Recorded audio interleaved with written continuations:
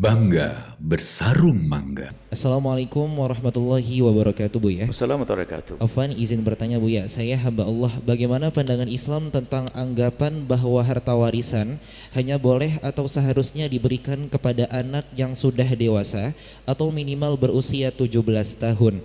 Sementara anak yang masih kecil dianggap belum berhak menerima warisan. Apakah dalam syariat agama Islam ada ketentuan batas usia tertentu dalam pembagian harta waris? Dan bagaimana seharusnya sikap wali dalam mengelola hak waris anak yang belum dewasa agar tetap sesuai dengan ketentuan syariat Islam dan terhindar dari kezoliman? Mohon penjelasannya, Bu ya. Jazakumullah khairan. Wassalamualaikum warahmatullahi wabarakatuh. Waalaikumsalam warahmatullahi wabarakatuh. Kami merasa mungkin dari yang bertanya ini, mohon maaf, mungkin dia tidak mencermati secara benar apa yang terjadi ya. Dari pertanyaannya itu kok seolah-olah anak kecil gak dapat warisan atau bagaimana, nggak ada. Mungkin mohon maaf salah dari yang dipahami penanya. Jadi ini pertanyaannya apa? Anak kecil gak dapat warisan? Nggak ada. Penyerahan barangkali. Mungkin beliau yang bertanya ini mendengar dari orang, warisan tolong jangan diberikan ke anak-anak kecil. Maksudnya jangan diserahkan. Uang 200 juta dikasihkan anak umur 7 tahun terus pakai apa? Ini mungkin itu jangan salah. Menyerahkan itu beda dengan membagi. Pembagian waris biarpun di dalam kandungan, di dalam perut mendapatkan hak yang sama dengan yang sudah lahir. Nggak ada beda di dalam Islam, tolong. Hanya masalah penyerahan mungkin itu. Makanya ini pertanyaannya kayak harus detail. Kapan harta warisan haknya anak-anak kecil itu diserahkan? Itu anak kecil mau 7 tahun dapat harta 2 miliar, kasihkan ini duitmu 2 miliar, bubar besok habis, dibohongin sama yang. Maka nanti ada orang yang bertanggung jawab, sehingga dalam Al-Quran ada kapan diberikan. Yang jelas haknya anak kecil yang dalam kandungan pun ayahnya meninggal dunia, kaya raya, di dalam kandungan mendapatkan. Kalau dia laki, ya dalam mendapatkan seperti anak laki. Perempuan sebenarnya perempuan, nggak ada beda. Cuman jangan diserahkan. Lah ini maksudnya jangan diserahkan, bukan jangan dikasih. Ini kayaknya bahasa ini bahaya. Jangan dikasih, jangan dikasih pun maksudnya sama. Jangan diserahkan, jangan dikasih bukan jangan dibagi, beda. Jadi tetap mendapatkan bagiannya, cuman waktu menyerahkannya ditunggu. Kalau anak-anak yatim, ya nanti ada wasi yang dibertanggung jawab siapa? Mungkin kalau bapaknya nggak ada, kakeknya. Atau nanti sebagian ulama mengatakan ibunya. Nah kalau tidak ada ibunya bisa dipercaya. Atau nanti orang lain dari pihak mahkamah, pihak negara mengatur. Ada sebuah negara yang uniknya ini adalah bukan Islam. Kami menemukan bukan negara Islam. Yang seharusnya Islam harus seperti itu. Jadi kalau anak di bawah umur, harta warisannya itu nggak boleh dikeluarkan, disimpan oleh negara, baru diberikan nanti kalau sudah dewasa. Takut dihambur-hamburkan, takut diambil yang lainnya. Dan ini ada, bukan negeri Islam loh ya, tapi haknya anak kecil dijaga. Karena ada seorang muslim tinggal di semacam itu, kemudian ayahnya meninggal dunia, sampai kami bertanya, hebat, bagus, ya Bu ya, aman Bu ya, justru anak kami yang di situ aman.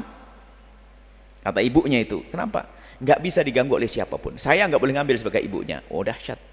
Seharusnya seperti itu. Wabtalawul yatama hatta idza balaghun nikah. Jadi kalau anak yatim, jadi setelah harta itu disimpan oleh orang yang bertanggung jawab, ini siapa? Terserah nanti yang ditentukan oleh, kalau bang ada kakeknya, kalau ada ibunya nanti ibunya, atau nanti yang dipercaya oleh keluarga itu siapa? Menjaga harta anak. Lalu kapan diberikan? Fa'in anastum minhum rusda. Kalau sudah tampak dia sudah mengerti, menjalankan, bertransaksi, dewasa, bisa menjaga harta, diserahkan. Harus dites dulu. Suruh jualan, suruh beli, suruh ngerti. Kalau nggak ngerti, ada orang safih, nggak ngerti, dihambur-hamburkan. Haram kita yang memberikan malahan. Menyerahkan pada anak yang belum waktunya, dihambur-hamburkan, besok jadi fakir, dosa kita. Sebagai paman yang menjaga harta ponakan, jaga yang benar. Oh, pahala besar itu. Kalau jahat malah makan, nah, ini makan harta anak yatim. Sebagai seorang ibu, jaga harta anak yatim. Haknya anak yatim sudah jelas. Cuman kalau negeri ini kan sudah bisa dipegang oleh seorang ibu, karena tidak ada penjagaan langsung dari negara barangkali. Seharusnya negara bertindak dalam hal ini langsung. Kalau harta anak yatim, di rekening-rekeningnya, rekening yang nggak bisa diambil, mungkin sudah ada, kita tidak tahu. Anak kecil nggak boleh diserahkan langsung, habis. Ibunya hati-hati, jangan dianggap supaya seorang ibu ternyata bisa menjaga harta anak. Masuknya yang dikembangkan banyak. Kita mendengar berita Allah alam kenyataannya seperti apa. Seorang ibu punya anak yatim, bapaknya kaya raya, ternyata ibunya itu semakin hari kan tetap punya kebutuhan dan sebagainya. Habis belinya anak, dihabiskan oleh ibunya, apalagi mungkin ibunya menikah lagi, salah pasangan dan sebagainya. Harta anak yatim habis, hancur. Ibunya menghancurkan anaknya tanpa sadar. Awas, hati-hati dengan anak yatim, jangan zalim pada anak yatim. Ibunya pun bisa zalim pada anak yatim loh ya. Ibunya sendiri. Makanya jelaskan harta anak yatim, dibagi dulu, jelaskan ini harta anak yatim. Cuman jangan serahkan. Kalau dititipkan di lembaga keuangan yang syar'i tadi harus dijaga. Tidak boleh dia mengambil sampai kapanpun, kecuali anak sudah dewasa diambil sendiri dia dengan aturan-aturan tertentu. Kalau dalam Islam adalah kapan diserahkan, diuji dulu sampai dia dewasa, diuji dan dia bisa menjalankan harta, menjaga harta, baru diserahkan. Ini caranya. Kalau masalah apakah sudah dapat semuanya, nggak boleh. Jangankan kan sudah lahir, di dalam perut pun juga anaknya. Kayak tadi contohnya, seorang laki-laki meninggal dunia, punya anak 2 lahir, yang satu masih dalam perut, yang di dalam perut nanti sama dengan yang sudah lahir. Cuma betul penyerahannya. Dan kami ingatkan kepada siapapun, tolong kalau anda ngurusi harta anak yatim, hati-hati, jangan zalim. Innama yakuluna fi butunihim nara, makan api neraka. Jangan zalim pada anak yatim, Allah bisa menyatimkan anda di esok hari. Hati-hati, dosa besar. Anak yatim, anak yatim. Ibu-ibu yang punya anak yatim, tolong dijaga harta anak yatim. Anda boleh menikah lagi sebagai janda yang solehah, itu hak anda untuk menikah, tapi tolong harta anak-anak. Menikah hak, tapi hati-hati, gara-gara pernikahan hancur, habis anak yatim. Dan dalam menjalankan bisnis dengan harta anak yatim ada aturannya, nggak boleh asal wah investasi banyak sekarang. Mohon maaf, ibu-ibu yang baik ditinggal suaminya, tidak pernah kerja tapi hartanya banyak, ditawari orang investasi hancur habis. Jangan gampang, nggak mudah. Hati-hati kalau menjaga anak yatim. Nah, bagi siapapun yang merawat anak yatim itu nggak boleh kita mengambil harta anak yatim untuk kita. Nggak boleh. Jadi yang ngurusi anak yatim, ini tidak bicara tentang harta anak yatim saja, ngurusi anak yatim. Kalau saya ustadz ngurusi anak yatim, nggak boleh seenaknya anak yatimnya. Ini kadang-kadang panti asuhan juga, ini adalah panti asuhan yang perlu dicermati. Panti asuhan ternyata untuk cari duit bagi ustadznya. Anak yatimnya tetap pakai makan kerupuk, ustadznya setiap hari makan sate sama paha ayam. Nah ini ya, seorang ustadz nggak boleh. Kalau anda ngurusi anak yatim, anda harus kaya dulu. Anda nggak punya uang ngurusi anak yatim, awas, hati-hati makan harta anak yatim.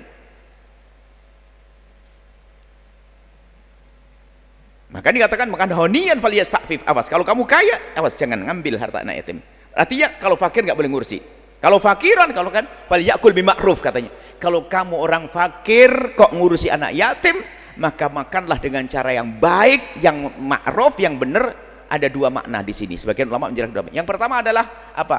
Yang kamu boleh makan, tapi tolong catat. Nanti kalau kamu kaya, kamu bayar seperti utang. Bukan seenaknya lab panti asuhan untuk cari duit. Paling enak cari duit dengan panti asuhan, sebab semua orang terenyuh. Yang nggak sholat pun terenyuh dengan anak yatim, tapi neraka buat ustadznya ini. Hati-hati. Oh, paling enak cari duit atas nama yatim. Orang terenyuh semuanya. Tapi ya, duitnya dimakan oleh ustadznya. Ustadznya, wah ini pakai kopiah putih, neraka paling dalam.